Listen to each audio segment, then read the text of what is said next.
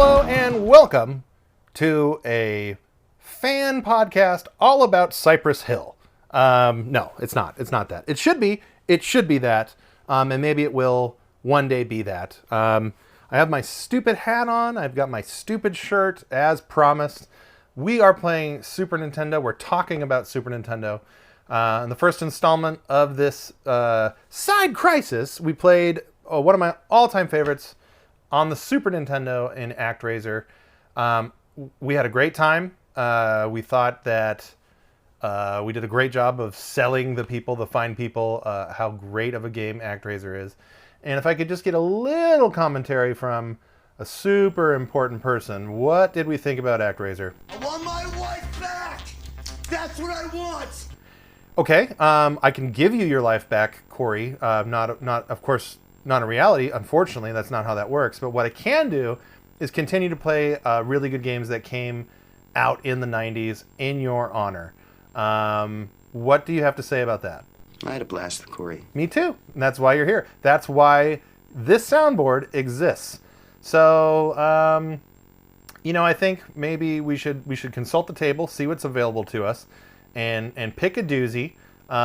Easy there, compadre. After all the shit that you pulled, I think you can at least hear me out. I mean, I feel like you owe me that. I do owe you that. And that's why I want to, today, play another just stone cold killer of a classic.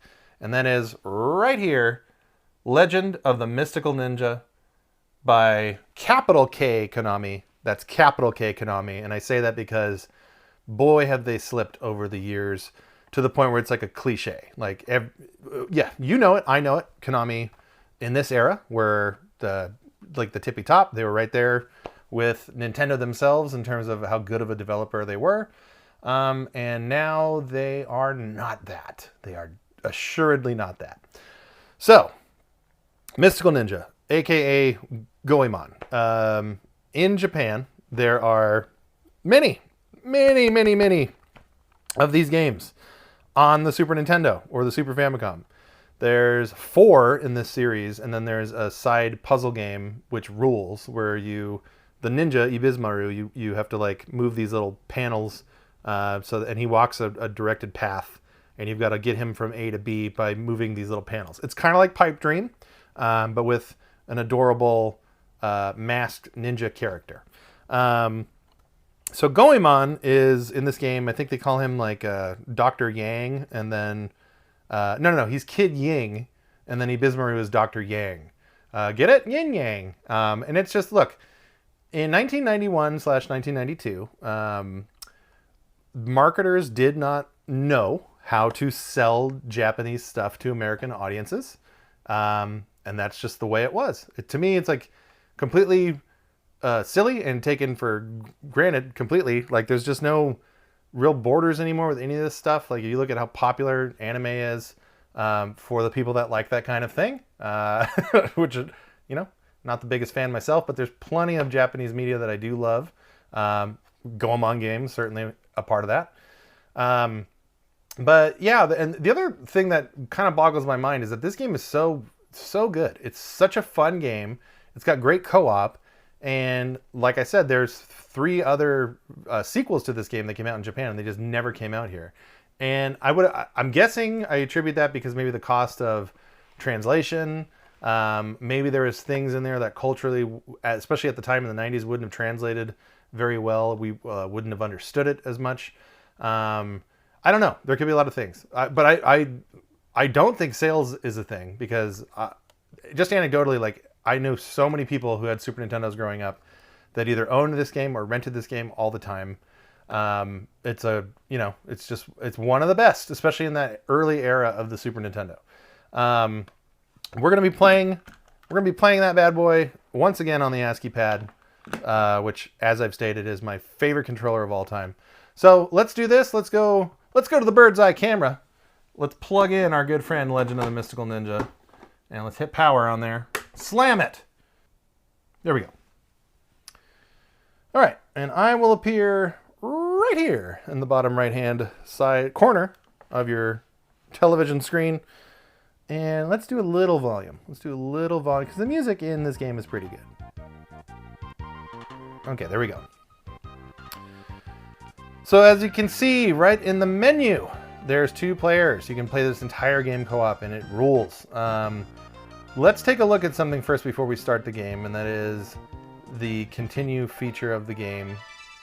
It's a point of contention. So you've got end of previous journey and you've got logbook entry. Each one of those dots is a character for a password. You're probably saying, hey Brian, that's an absurd amount of dots. That means that these passwords are insanely long. To which I would say, yeah, they're stupidly long. So as a kid, trying to progress through this game, writing these passwords down was so stupid. For as much as I love old video games, boy do I appreciate modern conveniences like save states and just, you know, in modern games, saving anywhere you want. That stuff is the business. How do I get out of here? Oh no. Maybe I just have to, oh, good Lord. And I think you have to do this to get out. Just fill up every single character there and push ahead. No. No? For serious? Am I gonna have to reset this thing? Alright. Alright, fine. I'll reset it. Just so stupid. Okay. Back to the bars. Now, to my knowledge, this is one of the few Konami games that does not benefit from the Konami code. Could be wrong on that. I'm just going off the top of my head. I don't have any memory of using the Konami code in this game. All right, let's select 1 player. And we'll watch a little bit of this opening. I don't think you can skip it, actually. Maybe you can, but I don't want to. So that's Ibizumaru. And he's talking to Goemon, who is named Kid Ying. And look at the size of that text, by the way. That's really, really, really big.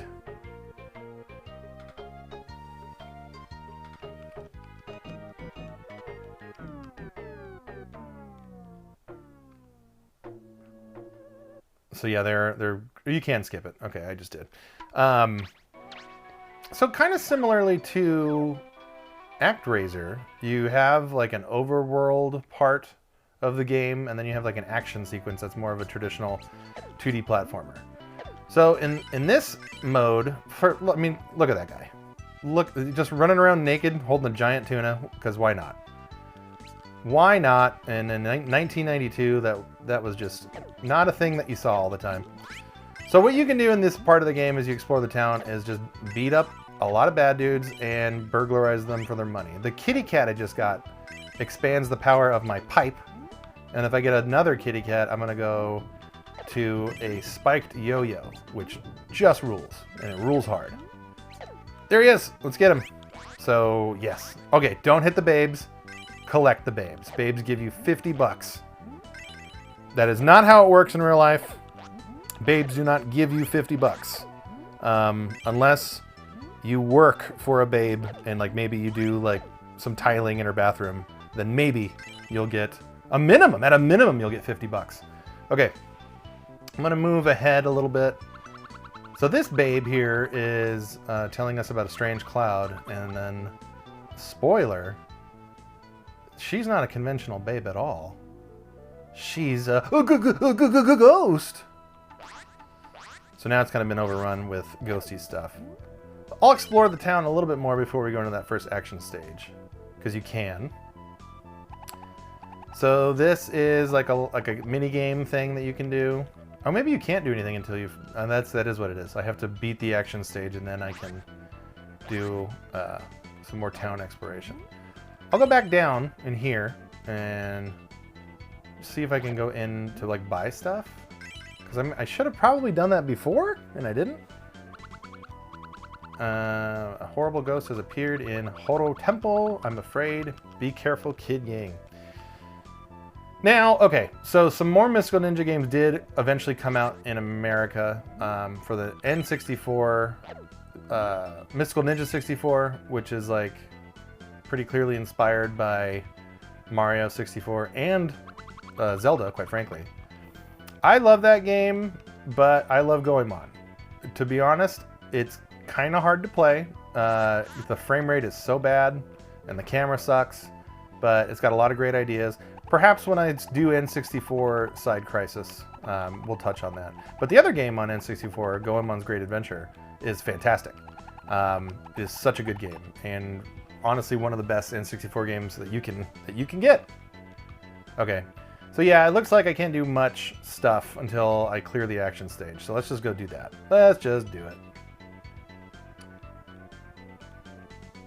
So it's up here to the left. I want to preserve as much life as I can. I think you can go to this restaurant, see. Yes, I can buy food. Everything does look delicious here. I'm gonna agree with this fine restaurateur. Let's get some soup. Fill up my life there. We're gonna move on down the line. Okay, so that's Horo Temple. Oh, what's in here? Oh, I feel the compulsion. All right, this is like a little maze mini game that we can do once we beat the action stage. If we beat the action stage. I am a little rusty on Legend of the Mystical Ninja. It's been a while. But this was another game that I've played for a long time, so I'm hoping my good friend Muscle Memory kicks in and we can at least beat this first stage. So that is a tanuki. That is a mythological Japanese creature known for having giant balls. In fact, there's a movie, there's a Studio Ghibli movie, which the name escapes me, but if you look up Ghibli and raccoons, you will find a wonderful children's movie featuring a bunch of tanuki that fly using their gigantic ball sacks. And I'm not making that up. It's just wonderful stuff. Okay, I'm gonna be patient because these fireballs are jerks. Having the yo-yo, the spiked yo-yo in these 2D stages is pretty important because you want as much distance as you can between you and... Oh no! Exactly. Boom! So you hit that bell at the right time, you get a bunch of money. A little hot tip for you. I didn't need to collect all that money because I don't really care all that much right now. We're just trying to get through it. Just trying to get through it. I really love the aesthetic of this game. And in fact, the whole series, because I do own, I think, at least every Goemon game that's put out on a cartridge, I own. There's some PlayStation 1 and PlayStation 2 Japanese exclusive releases that I have possession of, and we'll just leave it at that. But those games, I haven't seen any fan translations of those newer ones, which I would... hopefully I'm wrong and they do exist, but there are fan translations for, I think, all of the Super Nintendo ones. So you can play the whole Super Nintendo series in English, thanks to some good heroes out there. Oh yeah, one thing you can do, which I'm going to do, because it makes this boss a little easier, by pushing the R button, you can switch to your money. And now I have a projectile. Now it unfortunately does cost money, as you can see, because my money number's going down. But it just makes this boss fight a lot easier in my opinion. And I just want to get through it. I only have 4 hits, so let's go for it. Oh god.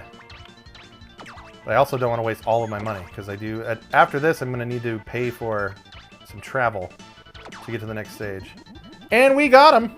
Or her, rather. And look, it was just a purple kitty cat the whole time. That was being possessed by a demonic spirit. That's the Ninja Cat Kurobe. Apparently been waiting for me to help that adorable purple kitty. And there's no time to explain, because why would there be? But we did get paid $100, so that's cool. And it's telling us to go to Shoku Island to go find the other cat bosses. No problemo. We'll do that. Okay, so a couple things I'm going to do before we wrap it up here is... well, I'm going to switch back. I don't want to blow any more money, so... Let's do this maze thing. This is a secret maze. You may get lost inside, but there are many treasures. So why I wanted to show this off, and some others if we have time, is there's a lot of mini games in this, and it rules. Like, so there's this first-person maze, almost like an old school D&D game. There's a game that's a lot like Snake, where you try to paint an ever-growing line without crossing into itself. There is even a version of Gradius, Konami's classic shooter, that you can play a level of. All right, so I found the exit, and I could keep whatever I found, but I didn't find shit, so we're gonna move on. I just wanted to show that little thing off. But yeah, it's just, there's so much stuff like that in this game. And in such an older game, it's cool. It's just neat. All right, I'm gonna eat some food because I don't want to die. I think that's a real thing in life. You gotta eat food because you don't want to die. So you can say Mystical Ninja is a life sim. All right, let's get full health. Then we bail out of there. And I don't remember how much the travel costs, but we go to a travel agent to actually do it. And let's see. Do you want to play? Oh, so here's some mini games right here. So there's Mole, Paint, and Goblin. Let's do... Oh boy. Oh boy. We'll do Paint. This is the version of Snake. And it automatically goes. And as it goes, just like in Snake, it gets faster and faster. Actually, is that how it goes in Snake? I don't know. I can't remember. It's been a long time. But it is, you can see here, speeding up a little bit. I'm going to try to do a tight spiral. And I don't remember if you get rewarded or not.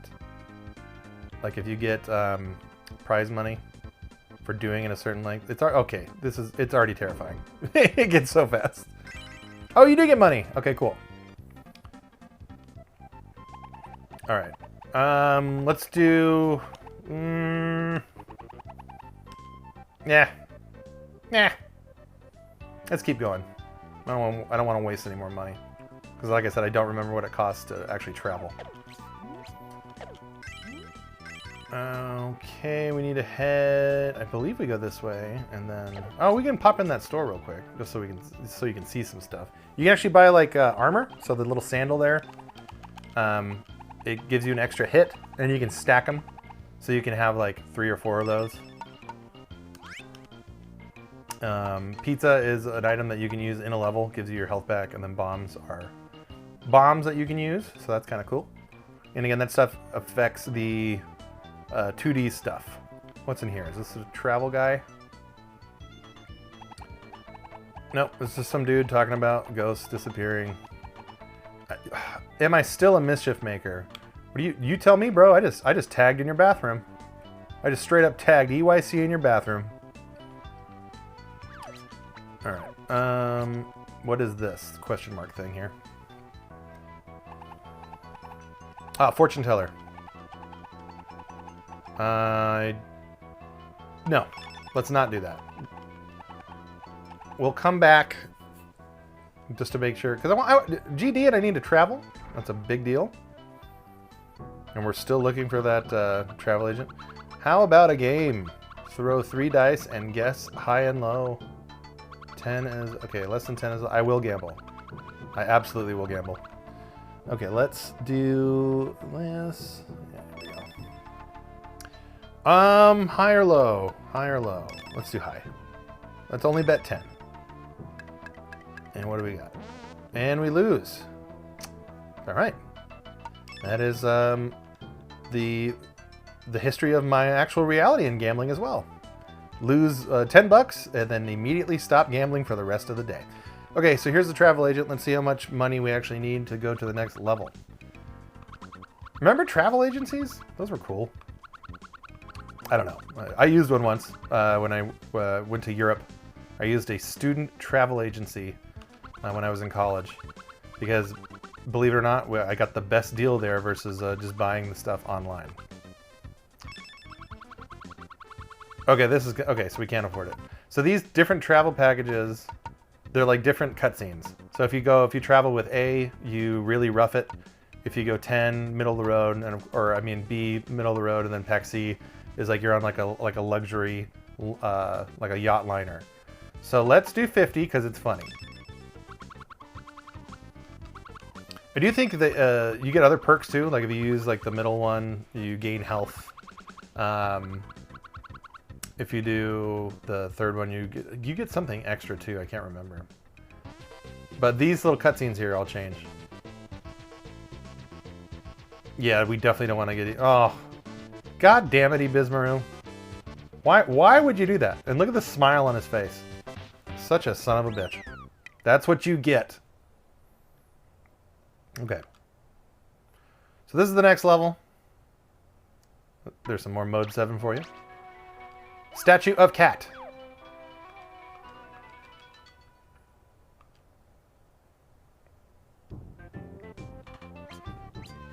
Look at these guys. Like what?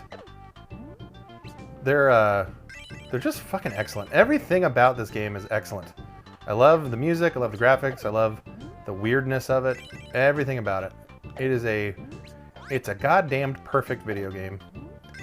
And again, like I'll say this again, like I do kind of feel like we got robbed. Konami robbed us here in America. They could have at least done one of the sequels. And in Goemon 2, it's all action stages. There's really no city stuff. Goemon 3 is more like this. And then there's two other playable characters. There's the robot Sasuke, and then Mei, she's like a mermaid lady. And then in 4, it's even more RPG leaning. Which, you know, that game came out, I think, in 95 or 96. So by then, RPGs are pretty big business. I really feel like at least one of those games could have come out here and done pretty well. But it is what it is. Nowadays, you got access to all of them a variety of different ways, and you can play fan translations like I was saying. So if you grew up playing Mystical Ninja and you haven't checked out those other games, boy, do I recommend it. So this map is a lot bigger, and it's almost even a little bit more confusing. Well, not almost, it is more confusing because you're gonna have to go up and down at certain points. What I'm trying to find, if I can find it, is the other minigame place so that I can show you that you can play some Gradius in this game. And I don't remember where exactly it is. There's a store there. Let's see what you can get in that store. Oh, armor. Let's do it. So each piece of armor beyond the straw sandals gives you another hit, which is, you know, basically like extending your life bar, which is cool. Oh, these guys suck.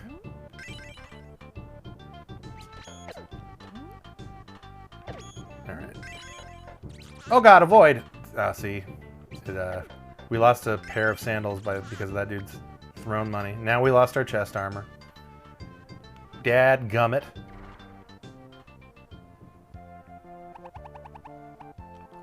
Nope, don't need you. Now, if I remember right too, in this, when we actually get to the action stage, it's not like a full stage. It's just like a really cool boss fight. Judo. So judo costs a lot of money, but it gives you access to these big, like, I don't know, like a super move, like a screen clearing move, that kind of a deal. And as I just said, you can only use the jutsu in this level. So if you pay a bunch of money to use it, you can only use it in this level, and then the next one you'll have to buy it all over again. Let's see how much it costs. Yeah, see, that's way too much money. Way too much. I mean, you can sit there and kill enemies on the map and grind and grind and grind and get money, you know, relatively easily, but it's also kind of like, what do you really get? The boss isn't that hard, especially in this level. The boss isn't that difficult. So you're kind of better off not doing it, in my opinion. Later levels, yes. Okay, so this is the save screen. Let's just look at this password. Let's just look at this horrific password. Let's keep a diary. Oh my god. Yeah, have fun writing that down. Yeah, those are pluses. And so when you're 7 and you're writing pluses and you have the worst handwriting in the classroom, your pluses sometimes look like lowercase t's. And sometimes they were supposed to be lowercase t's. So you can see the problem there. Don't miss passwords. Nowadays, if I'm playing a game and I'm trying to actually beat it, like I will, and I'm sure everyone does this nowadays, but I just take out my phone and take a picture of the password. So that way I ain't screwing that up. Let's see if there's any... Okay, let's do Goblin. Let's just check out Goblin. When there is a vase on the head, push the B button to throw the ball into the vase. Keep the button pressed to throw the ball further. Okay. I actually don't remember this one. Oh, I see. Nope. This is really hard.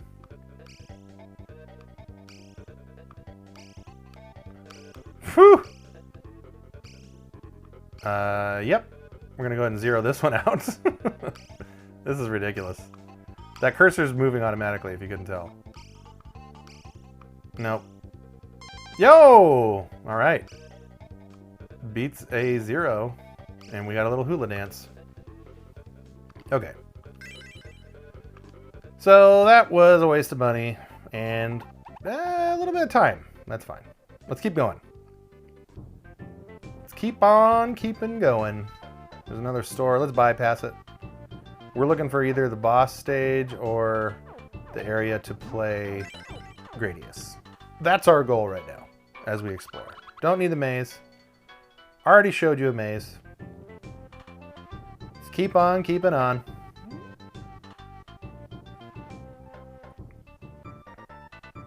Okay, so we found the boss.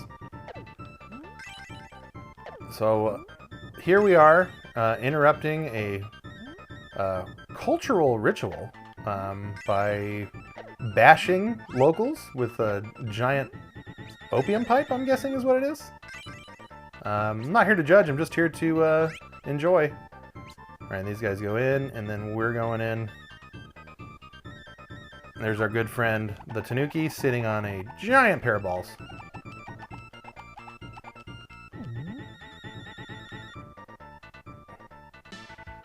See? Straight to a boss fight. So in this boss fight, a big rack of lanterns is going to come down. And the goal is to, whoa, knock off all the lanterns. They do shoot projectiles, which sucks. Yeah. Hey, my armor didn't help me there at all.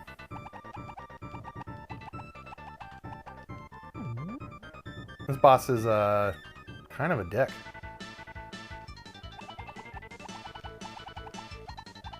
I guess I might be eating crow on not getting the judo. But it would have taken time, you know? It would have taken a fair amount of time to do all that. Here, let's switch to money. Money's the way to go. Yeah, money is the friggin' way to go. So once we get rid of the white ones, the projectiles stop, and then we can actually start attacking this dude.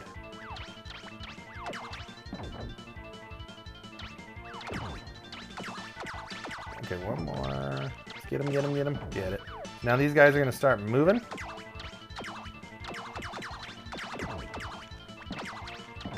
Oh, they shoot slow projectiles, you see.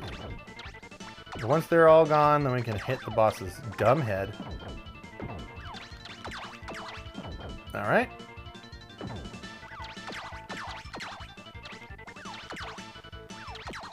Almost done. And we got him. We got him. Look at this. Look at this adorable kitty. Almost kind of looks like Garfield.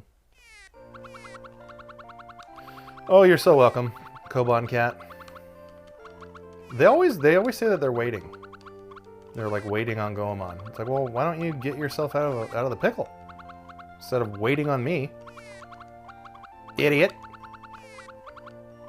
All right, so setting up, we gotta go save Princess Yuki because it's a video game, and of course you have to save a princess.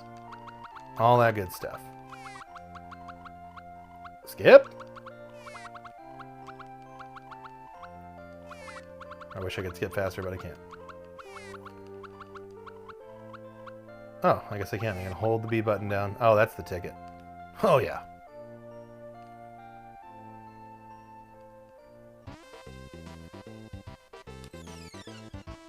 Ooh, a fireworks display. You know, as a kid too, this is another, because by the first time I rented this game, I think I had only played Mario World at that time, and maybe that terrible Ultraman game. It's like a prime, or what do you call it? A very early fighting game, a proto fighting game, if you will, and it sucks. So anyway, to see those cutscenes and like see a little element of you know, more than just your standard video game stuff at the time, like from NES, pretty cool. Pretty cool. Okay, well, let's do this. Let's do that. Let's do this. So, that's Legend of the Mystical Ninja. Such a friggin' unbelievably good game. I don't know if it gets the credit that it deserves. It deserves a lot of credit. So I'm going to go ahead and give it that credit. It's a really good game. And yeah, that's kind of all I need to say about it. Let's check in with the Haimster. What did you think about Mystical Ninja? We invented Haimster and Feldog, and it just globally went around the world, and that's how we were known. Yeah. The motto of, the two Corys are Cory and Cory, or Haimster and Feldog. Yeah, it's the Haimster and Feldog. But you know, I kind of want to shave down some of these layers. You know, tell me a little bit more about yourself. I'm trying to get in the habit of, picking up a book, learning how to write my feelings down. Not my feelings, but my thoughts about things. I totally agree with you, Cory Haim. Cory Haim forever. And Side Crisis forever. I'm going to come on back here because you know what? When I'm here... go solo for a while. I need to fly alone. I just need to fly alone on these things. And I'm going to do it again with another Super Nintendo game. So thank you so much for watching. Tune into the next one. Tell your friends about the show. Like, subscribe. We're on Spotify. Check the description. There's the link for that shit down there. And do what you need to do. And I will do what I need to do. Which is obviously... I had a blast with Cory. Having a blast with Cory. So thank you so much for watching.